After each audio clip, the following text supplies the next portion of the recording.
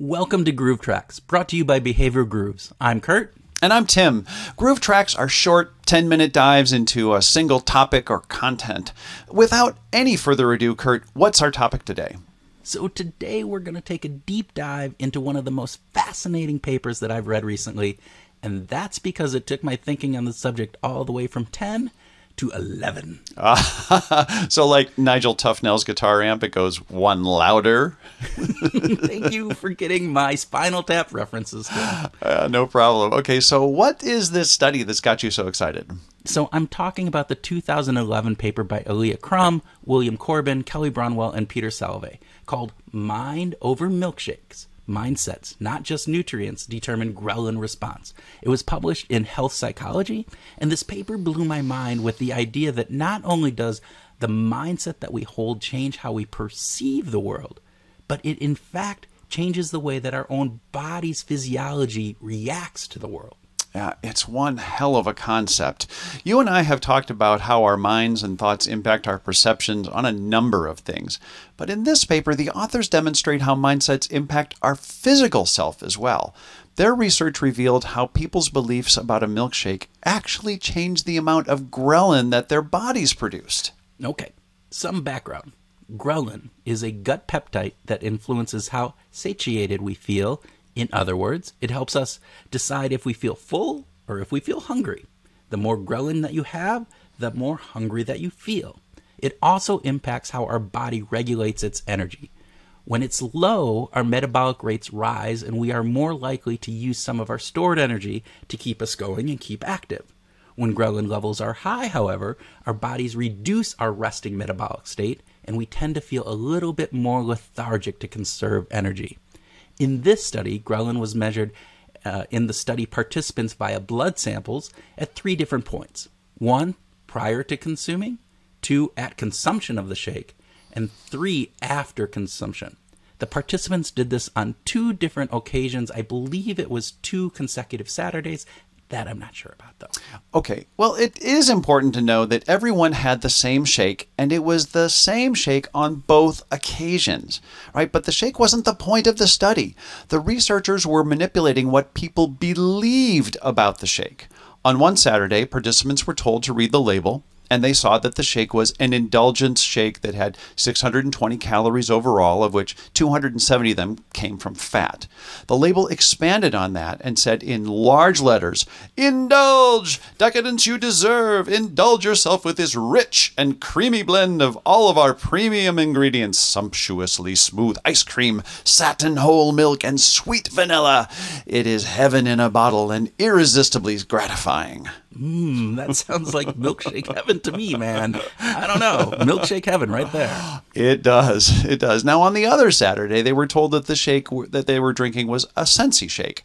And it was described this way. Sensi shake for guilt-free satisfaction. Get sensible with the new light, healthy Sensi shake. It has all the taste without the guilt. No fat, no added sugar, and only 140 calories. Sensi shake is light and tasty enough to enjoy every day. Okay, first, you need to be a voiceover actor. And then second, now we have the conditions. Yes. Okay, so on one Saturday, they were told that the shake was indulgent and high in fat. And the next Saturday, that it was a diet shake. And each time, it was the same 380 calorie shake. It got really interesting when they looked at the ghrelin measurements. So at the start, before consuming anything, right when they were starting to read the label, 20 minutes before consumption, ghrelin measures were the same for both different treatments, right? However, in anticipation of drinking the shake, i.e. the moment of consumption, ghrelin levels were significantly higher in those participants when they thought they were going to drink the indulgent shake. After drinking the indulgent shake, however, the ghrelin count was significantly lower compared to the ghrelin count when they thought they were drinking the sensible shake. Okay, so note that the lower levels of ghrelin relate to feeling more satiated or more full. So after reading the labels, when they were anticipating the indulgent shake, they felt hungrier because they thought they were getting this rich and indulgent shake. But after drinking the indulgent shake, they felt more full than when they were told they were drinking the Sensi shake. Right, Tim. If the body was responding only to the caloric content of the shake itself, these levels should have been the same, regardless of the shake, but they weren't. The body responded differently based on what was on the label. That is so very cool. Okay, so now let's get into the fun stuff. What the hell does this mean? Hey, come on, what does this mean, Tim? Well, I think one big takeaway is that our expectations don't just color the way that we cognitively process an experience.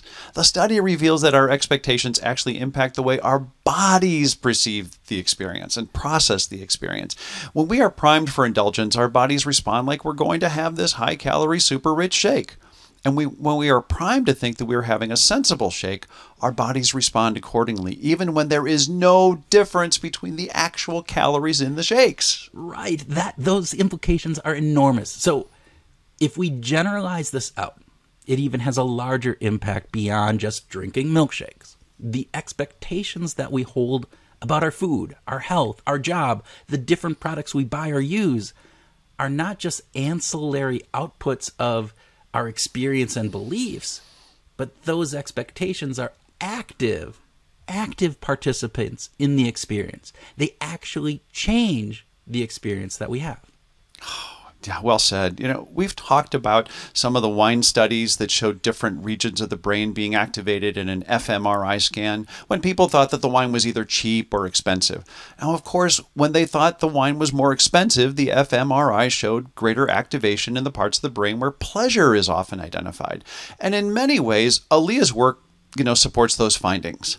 It does, but it's even more than that, I think. What I find fascinating about the study is that it goes beyond the brain and how the brain is interpreting the expectation, but the way that the body responds. This takes those wine studies to the next level, or, as we might say, it goes one louder. Up to 11. Yeah, I think we can say that expectations matter. So here is another thing to think about. One of the basic assumptions in economics is that the experienced pleasantness from consuming a good depends only on its intrinsic properties and on the state of the individual. So this study throws that assumption out the window, which means that the marketing that companies do extrinsically influences the experience of the consumption process by changing our expectations of the experience. Thus, the evocative car ads, the Just Do It Nike ads, the Cocoa for Cocoa Puff ads, they all build those expectations. Yeah, and many marketers may already know this, but marketing is no longer just about selling the product. It's also about how we experience the consumption of the product. Oh, well said. And going beyond that, right? The internal communications inside a company or an organization does more than just provide information to the employees. It sets the scene for how a new program or processes are experienced. Leaders are influencing the actual experience of using a new computer system or a sales model or whatever it is, just by how they frame it and the expectations that they create.